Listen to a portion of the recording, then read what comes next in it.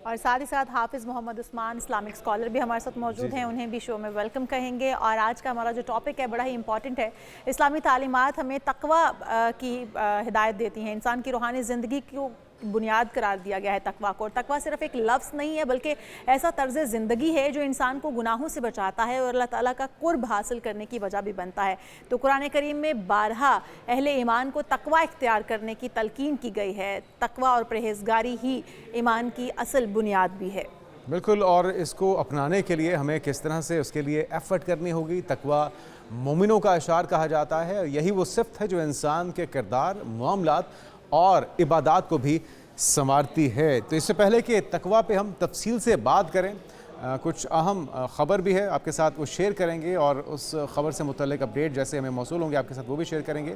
لیکن جس طرح سے ہم دیکھ رہے ہیں کہ رمضان کے مہینے میں بہت ضروری ہے کہ ہم اپنے اعمال کو بہتر کر سکیں، خود احتسابی کر سکیں، اور تقوی کو اپنانے کے لیے ہمیں کیا کچھ کرنا ہوگا۔ تقوی کی بہترین موقع ہے رمضان کے مہینے میں، ان تمام آپشنز کو ہم زیر غور لا رہے ہیں جو کہ ہمیں پورے سال کے لیے تیار کر سکتے ہیں۔ تو حافظ محمد عثمان صاحب موجود ہیں۔ حافظ صاحب کیا کہیں گے تقوی اپنانے کے لیے؟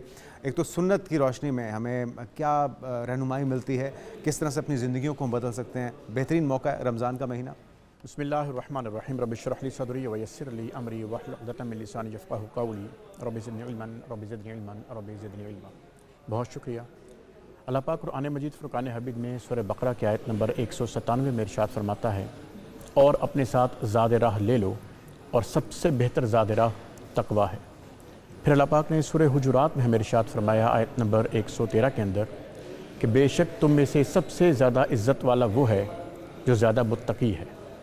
اور پھر اسی چیز کو سورہ طلاق میں اللہ پاک نے آیت نمبر 2 اور 3 میں ارشاد فرمایا، اور جو اللہ سے ڈرتا ہے اللہ اس کے لیے راہیں بنا دیتا ہے، اور اسے وہاں سے رزق دیتا ہے جہاں سے اس کا گمان بھی نہیں ہوتا۔ اور جیسے آپ نے پوچھا کہ اس میں حدیث کی روشنی میں، تو سرکار مدینہ صلی اللہ تعالیٰ علیہ وآلہ وسلم کی 2 احادیث مسلم شریف سے میں اس کا آپ کے سامنے حوالہ بیان کرتا ہوں۔ اس کا مفہوم ہے کہ سرکار نے فرمایا کہ اللہ پاک تمہاری شکلوں اور تمہارے مال کو نہیں دیکھتا، جبکہ تمہارے اعمال اور تمہاری نیتوں کو دیکھتا ہے، تمہارے دلوں کو دیکھتا ہے۔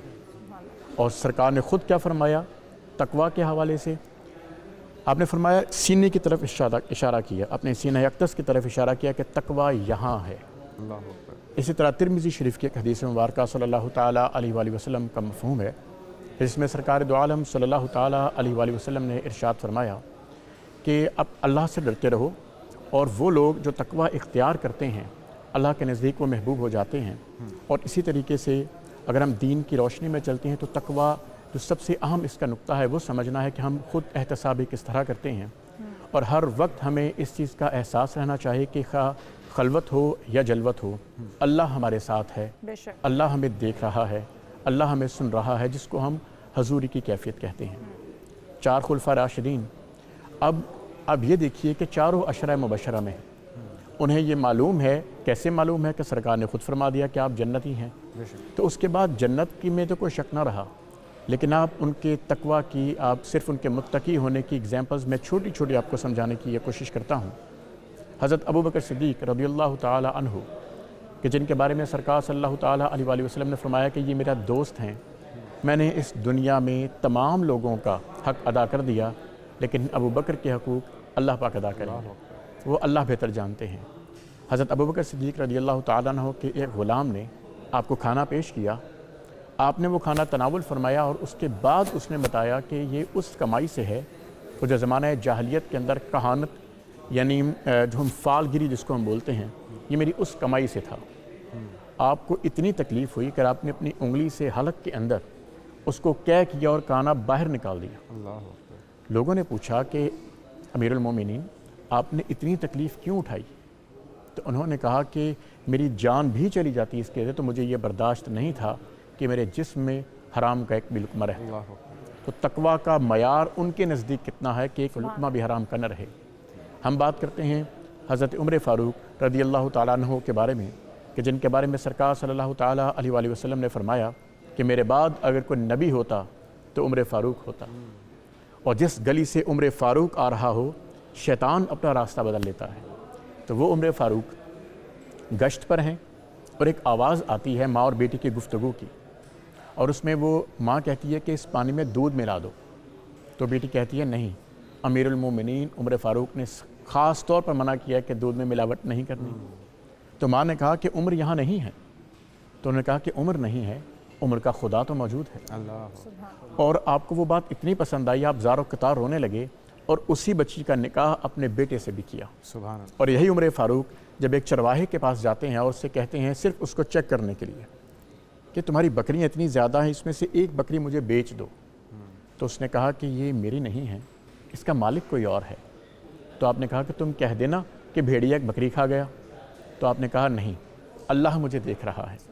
تو آپ نے فرمایا کہ خدا کی قسم یہی اصل تقوی ہے کہ جب آپ کو یقین ہو کہ کوئی نہیں دیکھ رہا، اللہ دیکھ رہا ہے۔ سبحان اللہ۔ اور خلیفہ سوم تقوی کو ان کے کمپوننٹ کتنے ہیں؟ تقوی کو اگر ہم تقسیم کریں کہ تقوی کے اندر، پرہیزگاری کے اندر کیا کیا چیزیں آتی ہیں، ہمیں کن کن چیزوں کا خیال رکھنا چاہیے تاکہ ہم تقوی اور پرہیزگاری کو اپنا سکیں پوری طرح سے؟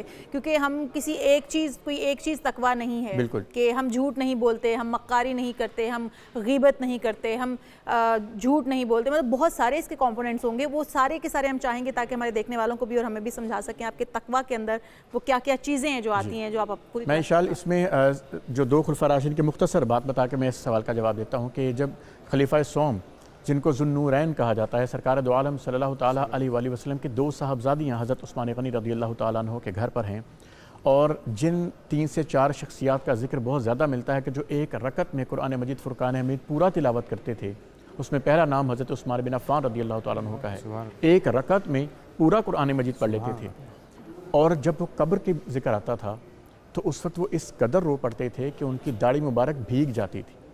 لوگ ان سے پوچھتے تھے کہ آپ جنت اور جہنم کے ذکر پر اتنا نہیں روتے جتنا آپ قبر کے ذکر کے اوپر رو پڑتے ہیں۔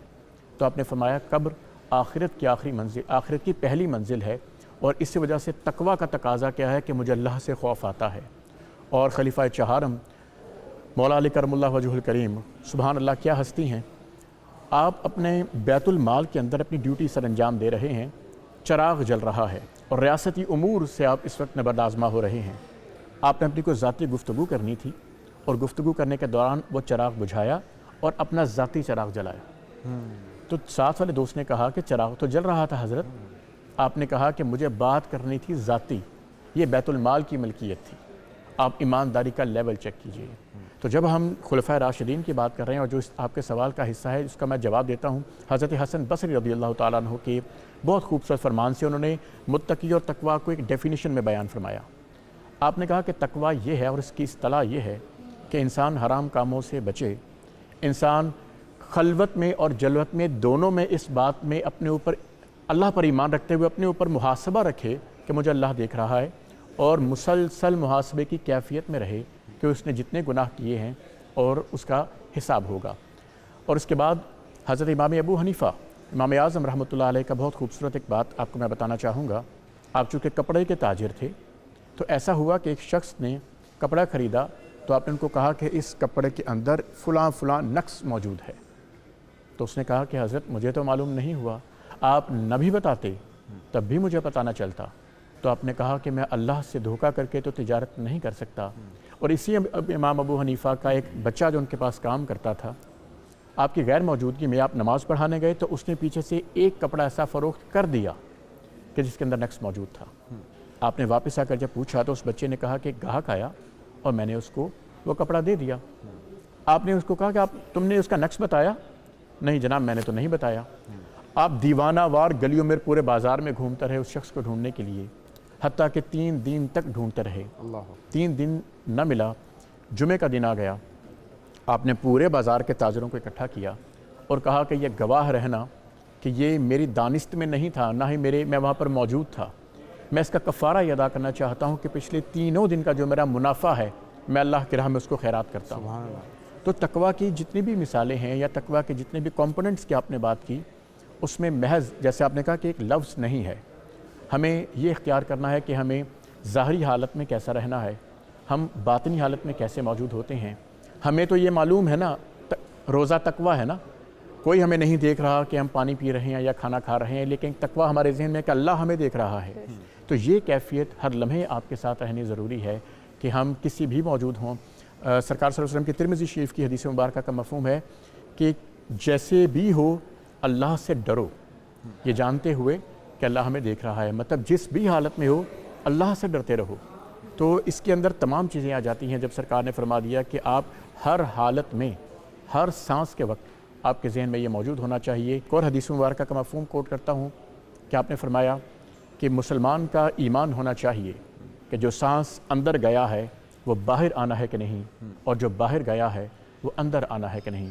तो तकवा आपका इतना होना चाहिए, तवक्कल अल्लाह पाक की ज़ात पर इतना होना चाहिए कि हमें मालूम हो कि हम हर लम्हे अल्लाह की हुजूरी में मौजूद हैं। जज़ाकल्लाह, सलामत रहिए हाफ़िज़ मोहम्मद उस्मान साहब। और तकवा किस तरह से अपनाया जा सकता है, उसकी पहचान क्या होती है, और वो ये सिर्फ अपनी ज़ात के लिए नहीं होता, हमारे लिए तो होता ही है, लेकिन आपके जो दुनियावी मामलात हैं, ये पूरा एक तर्ज़ ज़िंदगी है जिसको अडॉप्ट करने की ज़रूरत है। उसके लिए बेहतरीन मिसाल हमारे लिए आक़ाए दो जहाँ हज़रत मोहम्मद मुस्तफ़ा सल्लल्लाहु अलैहि वसल्लम की ज़ात अक़दस है। उनकी ज़िंदगी, उनकी जो रफ़क़ा थे, जिस तरह से उन्होंने ज़िंदगी गुजारी, वही तकवा है।